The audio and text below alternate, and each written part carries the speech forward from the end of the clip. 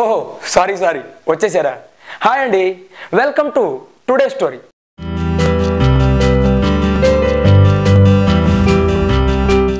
ఈరోజు మనం వాట్సాప్లోను ఫేస్బుక్లోను కొత్తగా చక్కర్లు కొడుతున్న ఒక ఇంట్రెస్టింగ్ మ్యాటర్ గురించి మాట్లాడుకుందాం. చాలామంది చెప్తూనే ఉన్నారు, అఫ్కోర్స్ నేను వింటూనే ఉన్నాను అనుకోండి. ఆనాటి ప్రధానమంత్రి ఇందిరాగాంధీ మొదలుకొని ఆ తదుపరి వచ్చిన మురార్జీ, చరణ్ సింగ్, విపి సింగ్, రాజీవ్ గాంధీతో సహా నేటి మన ప్రధానమంత్రి మోడీ వరకు అందరూ చెప్పే ఏకైక స్ట్రాంగ్ డైలాగ్, ప్రజలు త్యాగాలు చేయాలి. నిజమే, ప్రజలు త్యాగాలు చేయాలి. వాళ్ళకు లభించే 100 రూపాయల గ్యాస్ సబ్సిడీని కూడా వాళ్ళు వదులుకోవాలి. కానీ నాయకులు మాత్రం వాళ్ళకు లభించే ఏ ఒక్క సబ్సిడీని వాళ్ళు వదులుకోవాలండి. బయట 200 రూపాయలకు లభించే బిర్యానీని వాళ్ళ పలుకుబడిని ఉపయోగించి 20 రూపాయలకు ఆరోగిస్తారు. ఉచితంగా గ్యాస్ కనెక్షన్లు కూడా పొందుతారు. కానీ ప్రజలు మాత్రం త్యాగాలు చేస్తూనే ఉండాలి. ప్రజలు మాత్రం చచ్చి చెడి తమకు వచ్చిన 20-30 రూపాయలతోటే అధిక ఛార్జీలు చెల్లించి మరీ ప్రయాణాలు చేస్తుండాలి. కానీ నాయకులు మాత్రం విమానాల్లో కూడా ఉచితంగా ప్రయాణాలు చేస్తారండోయ్. ఎందుకంటే ప్రజలు త్యాగాలు చేయాలి కదా. 1,00,000 రూపాయలుగా ఉన్న తమ వేతనాలను అమాంతం 4 లక్షలకు పెంచుకుంటారు. అంతేకాదండోయ్, తమ సొంత నియోజకవర్గాల్లో ప్రజాధనాన్ని వెచ్చించి మరీ కొన్న వాహనాల్లో దర్జాగా తిరుగుతారు.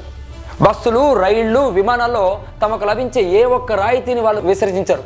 కానీ ప్రజలు మాత్రం త్యాగాలు చేస్తూనే ఉండాలండోయ్. మీకు ఇంకో ముఖ్యమైన విషయం తెలుసా?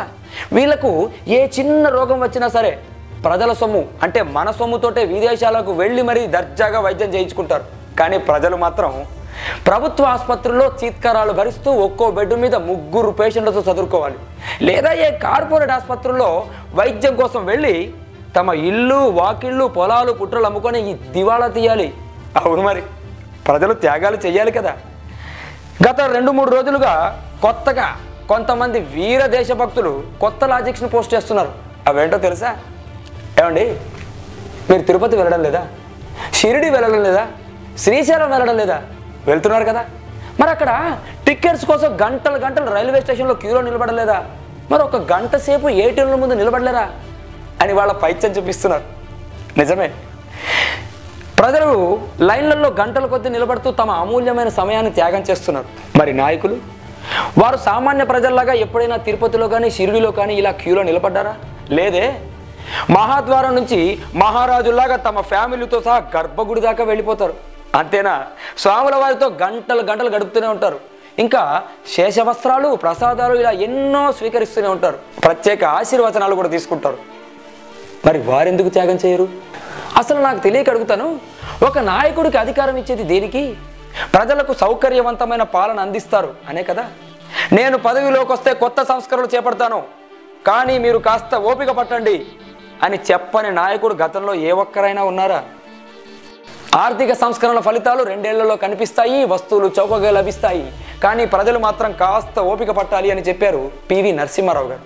ఆ తర్వాత వచ్చిన వాజ్పేయి గారు, మన్మోహన్ గారు కూడా అదే పాట పాడారనుకోండి. కానీ 20 ఏళ్ల తర్వాత కూడా వాటి ఫలితాలు పూర్తిగా కనిపించాయా?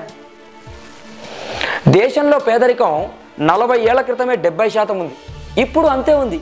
కానీ ప్రజలు మాత్రం త్యాగాలు చేస్తూనే ఉన్నారు.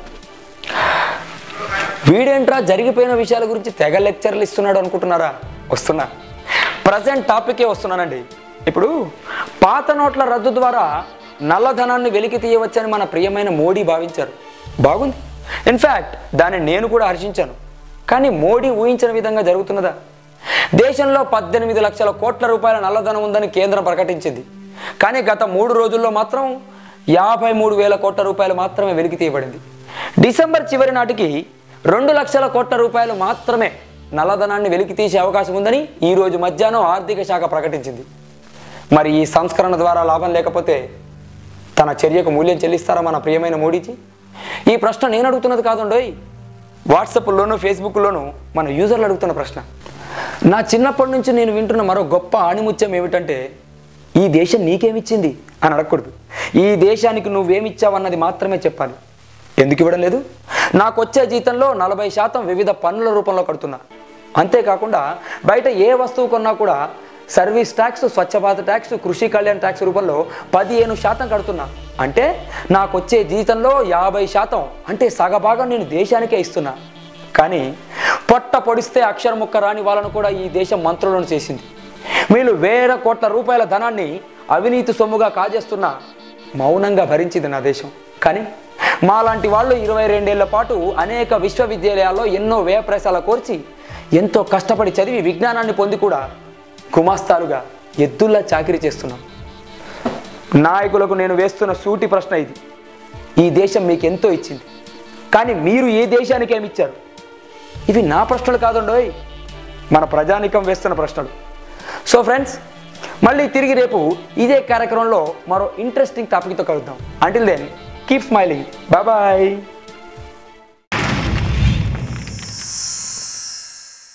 Like and subscribe Eagle Media Works.